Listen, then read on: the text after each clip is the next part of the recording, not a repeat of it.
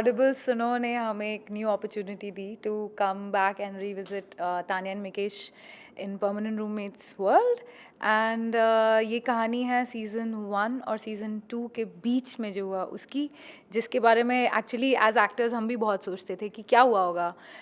Season 1 में मिकेश आता है और फिर वापस चला जाता है. सीज़न 2 में वो लोग ऑलरेडी साथ में रह रहे हैं और कुछ महीने बीत चुके हैं. तो ऑडिबल सुनो 1.5 परमानेंट रूममेट्स में एक्चुअली वो जस्ट वापस आया है और they have just moved in together and they're just experiencing living with each other for the first time, and everything that happens, the fights and the love and the nok joke and the arguments and boring conversations and everything, it's very intimate, it's very unique, and it's very exciting to revisit something that you have loved so dearly and for so long, and you really cherish it and you feel very lucky to have been a part of that universe. So to be able to experience that was great, and that's what this is. Sumit, आप क्या कहना चाहेंगे? ये कहना चाहूँगा, हम लोग वैसे भी सोच रहे थे 2 सीज़न बनाने के बाद कि कई लोग कह रहे हैं सीज़न 3 बनाइए, कुछ कह रहे हैं फिल्म बनाइए, और हम भी सोच रहे थे अब जब तक कोई इंटरेस्टिंग कहानी नहीं आती हमारे पास तो क्यों बनाएं. तो हम इंतज़ार कर रहे थे उस मौके का या उस आइडिया का जिससे इस कहानी को आगे बढ़ाया जा सके. तो जब ये मौका मिला ऑडिबल सुनो के ज़रिए परमानेंट रूममेट्स की एक और कहानी कहने का, तो हम बहुत थ्रिल्ड हुए. बहुत मज़ा आया ये जानकर, क्योंकि ये एक नए तरीके से हम उसी कहानी को आगे बढ़ा पा रहे थे. तो कई बारी क्या होता है कि एक मोनोटनी सेट हो जाती है एक ही तरीके की चीज़ देखने को, तो इसने उसको तोड़ दिया है हमारे लिए. और एक तरीके से फिर से वो बच्चे जो सो गए थे उनको जगा दिया है हमने.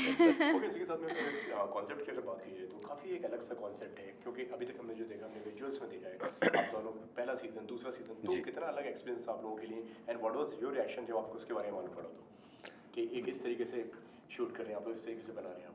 जैसे मैंने बताया, मैं तो बहुत एक्साइटेड हो गया ये सुनकर कि हम लोग अब ऑडिबल पर जाने वाले हैं और ऑडियो एपिसोड्स होंगे, क्योंकि मुझे लगता है ये बहुत पावरफुल मीडियम है ऑडियो. सबके अपने अपने यूनिक विजुअल बनते हैं जब वो एक कहानी सुनते हैं या गाना सुनते हैं या कोई धुन सुनते हैं, तो और उसको आप कंपेयर नहीं कर सकते वीडियो से. तो वो एक यूनिक अनुभव है.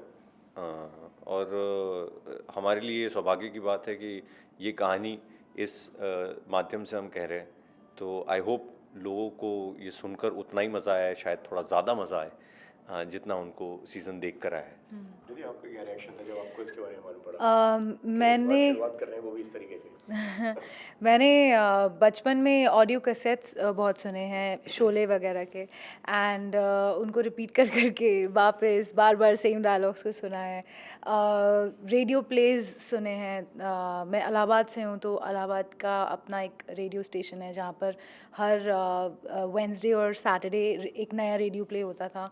तो वो कभी कभी जब मम्मी लगाती थी तो सुनना एंड एवरीथिंग. तो मेरा audio as a medium when you are listening not to a song but you are listening to a story और अ नरेशन, मेरा वो एक्सपीरियंस था. But I had also heard of course of audio books and everything, but I had never listen to it. तो जब मैं इस इन scripts के साथ जब मैं डबिंग स्टूडियो में गई, so I think my one thing that I wanted to retain was like stay authentic to exactly how I've played her all this while. I played Tanya, and the story should also be true to their world. And but वो record करते करते it's a unique beast. It had its own charm, and it just suddenly you could just see everything, and it took life, and it was so much fun. It was just exciting to be back in that form after 4 years, and I'm so glad we are starting 2020 like this. So it's great, and it's great to be a part of this. So now I'm going to actually listen to more audiobooks and everything and experience this world, and I think I'm going to experience it along with our audience. So yeah. Okay Sumit, इसी के साथ में किन किन चीज़ों के कितना difficult था एंड कितना चैलेंजिंग था सिर्फ ऑडियो पे करना, एक ऑडियो पे एक पूरी कहानी को दर्शाना, एक बताना, जिस तरीके से आप लोग हालांकि डब भी करते हैं वो जी. एक अलग बात है, लेकिन इस बार सिर्फ आप लोग डबिंग पे कर रहे हैं, तो वो कितना डिफिकल्ट और चैलेंजिंग था आप लोगों के लिए? डिफ़िकल्ट नहीं, इंटरेस्टिंग था. कहानी को सिर्फ आवाज़ के ज़रिए लोगों तक पहुंचाना। और उसमें पूरा श्रेय हम दोनों को नहीं लेना चाहिए, इसमें एक पूरा प्रोडक्शन इन्वॉल्व होता है जो साउंड इफ़ेक्ट्स और बाकी सारे बैकग्राउंड स्कोर से फॉली साउंड से उस एक्सपीरियंस को कंप्लीट करता है, जिससे कि आपको सुन के लगे कि हाँ आपने पूरा अनुभव लिया है सिवाय उस विजुअल के। तो विजुअल आपने खुद इमेजिन करना है। तो वो काफ़ी कठिन काम है, और आई होप लोगों तक वो बात पहुँचे और लोगों को सुनकर वो पूरी की पूरी कहानी विजुअलाइज कर पाएँ अपने लिए, अपने तरीके से। निधि जी, आप क्या कहना चाहेंगे? I think Sumit is just underplaying himself. He's a very, very good voice artist in general, otherwise as well. तो वो तो एकदम प्रो थे. मेरे प्रॉब्लम होते थे कि मैम माइक से पीछे जाइए, मैम माइक से आगे जाइए, ये सब प्रॉब्लम्स होते थे. I was very lucky there was no camera to capture that. I think although Audible वालों ने कहा था कि हम इसकी मेकिंग बनाएंगे. मैंने कहा मेकिंग में मैं सिर्फ हंस रही होंगी, and that's actually what happened. हम लोग सिर्फ क्योंकि he would just say his line and he would be like calm, you know, because in reality he's not like Mikesh at all. He's a lot like Tanya. He's very stoic and he's very like proper and everything. But जब jokes होते then he turns into this goofy person. तो और मैं actually I'm quite goofy in real life, so I just couldn't stop laughing. It was just such a problem. Like I had to take breaks. तो मेरे लिए वो सब problems थे. And I'm not really a dubbing artist, so I had quite a few problems. और इसी के साथ में आप दोनों की अगर बात की जाए, जिस तरीके से निधि ने बताया कि मतलब उन्होंने एक रेडियो स्टेशन की कहानी बताई, आपके साथ में कोई ऐसी मेमोरीज रही है, कोई बचपन की, कोई जिसकी आपने आवाज़ सुनी हो और आपको लगा है दिस इज़ द ये वो वॉइस है जो मतलब आप आवाज़ से पहचान जाए, किसी की आवाज़ की आप फैन रहे हो? बहुत सारे लोगों के, मतलब ऑब्वियसली आई थिंक हिंदुस्तान में सब लोग अमिताभ बच्चन की आवाज़ के फ़ैन रहे हैं, पर उनके अलावा अमीन सियानी जी हैं, हरीश भीमानी जी हैं, इन सब की आवाज़ के हम फ़ैन रहे हैं. विजय राज बहुत अच्छा डब करते हैं. मैं कई सारे वो रेडियो एड्स भी डब करता था एक ज़माने में. See? रेडियो अब बता रहे प्लेस भी करता था. तो मैं बहुत सारे ऐसे डबिंग आर्टिस्ट को जानता हूँ जो सिर्फ आवाज़ से जादू करते हैं. मतलब वो जेन्युइन वो टैलेंट है. हम बस ये है कि हम जो हम विजुअल पे करते हैं वही लगभग वैसा सा कुछ क्रिएट कर पाते हैं ऑडियो पर वो उन्होंने गहन स्टडी की है इस मीडियम की. कोई टिप्स मिले आपको शूट के दौरान, डबिंग के दौरान सुबह से? नहीं, ऐसा सच नहीं. He lets me be. तो ऐसा he doesn't show me that I'm senior to you. Let me tell you how it's done. He's not like that. तो हाँ, but no that many tips. What rubbish. नहीं, but मेरे खुद के लिए ये टिप्स थे कि just calm the hell down. और दूसरा ये था कि it's a very powerful medium, and maybe I would like to do a lot more of just voice work, because as an artist, to be able to experience what was most unique for me was especially besides all the fun and everything, when the real things happen in life, and when you're saying those lines and all, and to be extremely authentic to that and just say it in when you're not worried about camera and angles and everything, all that happens during our shoots.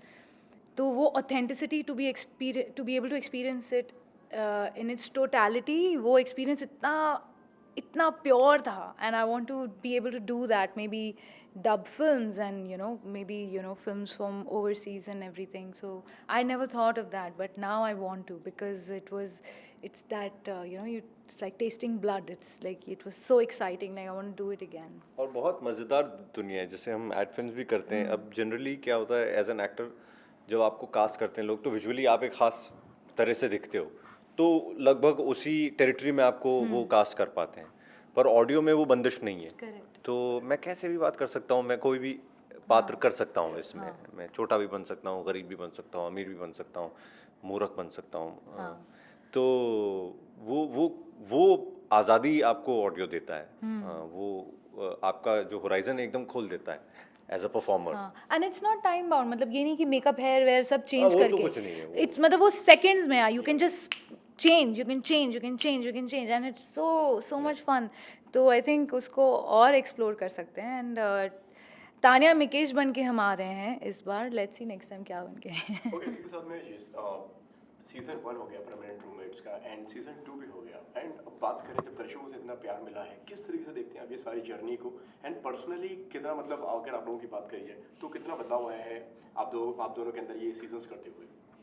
बहुत nice बदलाव आया है। Question, oh wow, very nice question. अच्छा बदलाव आया है। मतलब मुझे ऐसा लगता है कि कुछ जैसे इससे पहले मैंने सिर्फ ये नाटकों में अनुभव किया था। कई सारे नाटक आप एक जैसे नाटक हम करते थे, हमने 2007 में करना शुरू किया था, तब मैं शायद आई डोंट नो कितना कम उम्र का था। और अब भी हम कर रहे हैं, 2020 हो गया उस बात को, 13 साल से कर रहे हैं। तो अब तो हम वही टेक्स्ट दोबारा कर रहे हैं, लेकिन हमने उतनी ज़्यादा ज़िंदगी जी ली है, तो उसके मायने बदल गए हैं। तो वैसे ही यही पात्र हैं जो हम पिछले 6-7 साल से कर रहे हैं, पहले सीज़न, दूसरे सीज़न मॉडेबल में, पर हमने उतनी ज़्यादा ज़िंदगी जी ली है, तो उन्हीं कहानियों के, उन्हीं क्वर्क्स के जो है वो मायने थोड़े बदल गए हैं। It's like we are growing old with the characters.